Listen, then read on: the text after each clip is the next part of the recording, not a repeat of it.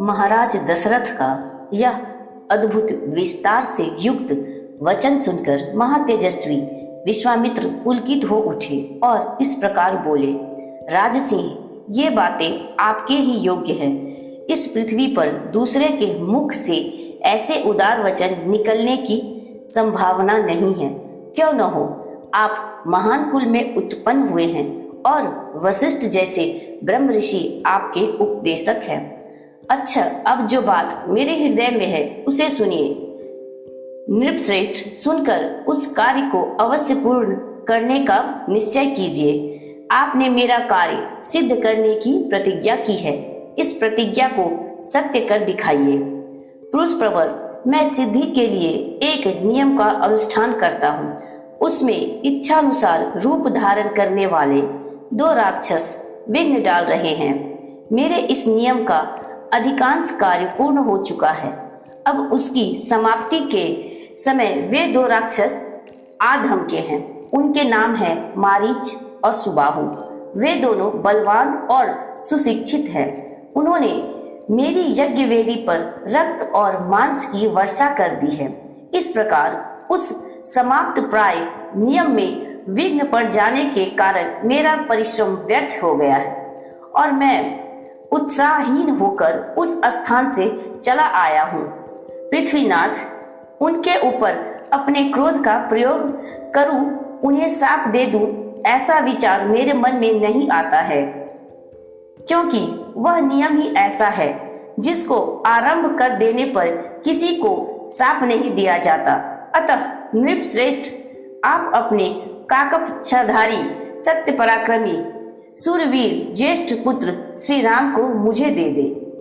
ये मुझसे सुरक्षित रहकर अपने दिव्य तेज से उन विघ्नकारी राक्षसों का नाश करने में समर्थ है। मैं इन्हें अनेक प्रकार का श्रेय प्रदान करूंगा, इसमें संशय नहीं है। उस श्रेय को पाकर ये तीनों लोकों में विख्यात होंगे।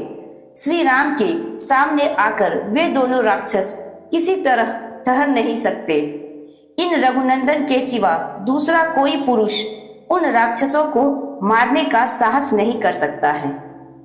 नृपश्रेष्ठ, अपने बल का घमंड रखने वाले वे दोनों पापी निशाचर कालपाश के अधीन हो गए हैं। अतः महात्मा श्री राम के सामने नहीं टिक सकते।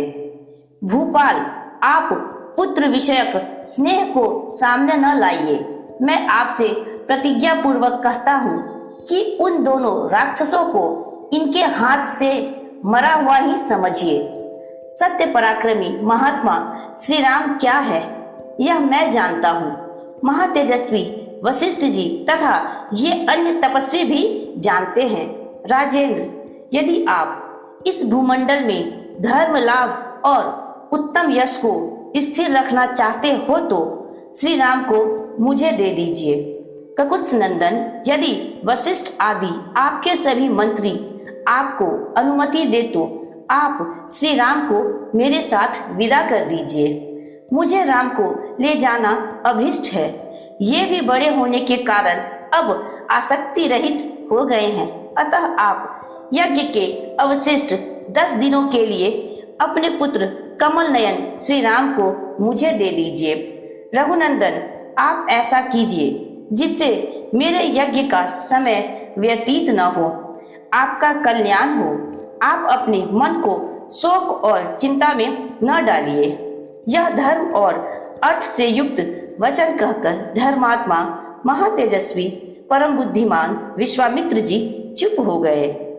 विश्वामित्र का यह शुभ वचन सुनकर महाराज दशरथ को पुत्र वियोग की आशंका से महान दुख हुआ। वे उससे पीड़ित हो सहसा कांप उठे और बेहोश हो गए। विश्वामित्र जी का वचन सुनकर नृपश्रेष्ठ दशरथ 2 घड़ी के लिए संज्ञा शून्य से हो गए। फिर सचेत होकर इस प्रकार बोले, महर्षि, मेरा कमल नयन राम अभी पूरे 16 वर्ष का भी नहीं हुआ है। मैं इसमें राक्षसों के साथ युद्ध करने की योग्यता नहीं देखता हूँ। यह मेरी अक्षौहिणी सेना है जिसका मैं पालक और स्वामी भी हूँ। इस सेना के साथ मैं स्वयं ही चलकर उन निशाचरों के साथ युद्ध करूंगा। ये मेरे सूरवीर सैनिक जो अस्त्र विद्या में कुशल और पराक्रमी हैं, राक्षसों के साथ जूझने की योग्यता रखते हैं। अतः इन्हें ही ले जाइए। राम को ले जाना उचित न होगा। मैं स्वयं ही हाथ में धनुष ले युद्ध के मुहाने पर रहकर आपके यज्ञ की रक्षा करूंगा और जब तक इस शरीर में प्राण रहेंगे तब तक निशाचरों के साथ लड़ता रहूंगा। मेरे द्वारा सुरक्षित होकर आपका नियमानुष्ठान बिना किसी विघ्न बाधा के पूर्ण होगा। अतः मैं ही वहां आपके साथ चलूंगा। आप राम को न ले जाइए। मेरा राम अभी बालक है, इसने अभी तक युद्ध की विद्या ही नहीं सीखी है। यह दूसरे के बलाबल को नहीं जानता है, न तो यह अस्त्र बल से संपन्न है और न युद्ध की कला में निपुण नहीं। अतः यह राक्षसों से युद्ध करने योग्य नहीं है, क्योंकि राक्षस माया से, छल से, कपट से युद्ध करते हैं। इसके सिवा राम से वियोग हो जाने पर मैं 2 घड़ी भी जीवित नहीं रह सकता। मुनि श्रेष्ठ, इसलिए आप मेरे राम को न ले जाइए। अथवा ब्रह्म, यदि आपकी इच्छा राम को ही ले जाने की हो तो चतुरंगिनी सेना के साथ मैं भी चलता हूँ। मेरे साथ इसे ले चलिए। ककुत्स नंदन, मेरी अवस्था 60,000 वर्ष की हो गई है। इस बुढ़ापे में बड़ी कठिनाई से मुझे पुत्र की प्राप्ति हुई है। अतः आप राम को न ले जाइए। धर्म प्रधान राम मेरे चारों पुत्रों में ज्येष्ठ हैं, इसलिए उस पर मेरा प्रेम सबसे अधिक है। अतः आप राम को न ले जाइए। वे राक्षस कैसे पराक्रमी हैं, किसके पुत्र हैं और कौन है, उनका दिल डौल कैसा है, मुनीश्वर उनकी रक्षा कौन करते हैं। राम उन राक्षसों का सामना कैसे कर सकता है।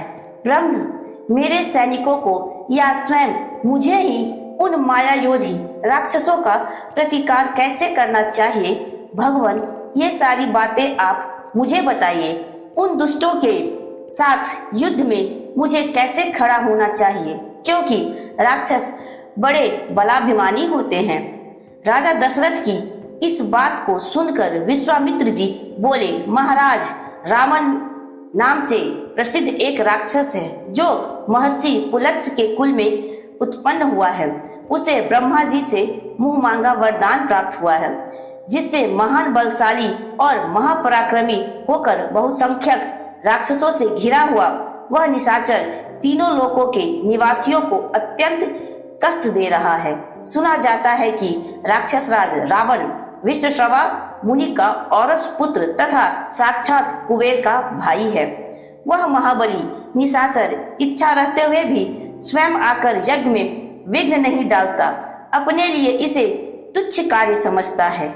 इसलिए उसी की प्रेरणा से 2 महान बलवान राक्षस मारीच और सुबाहु यज्ञों में विघ्न डाला करते हैं।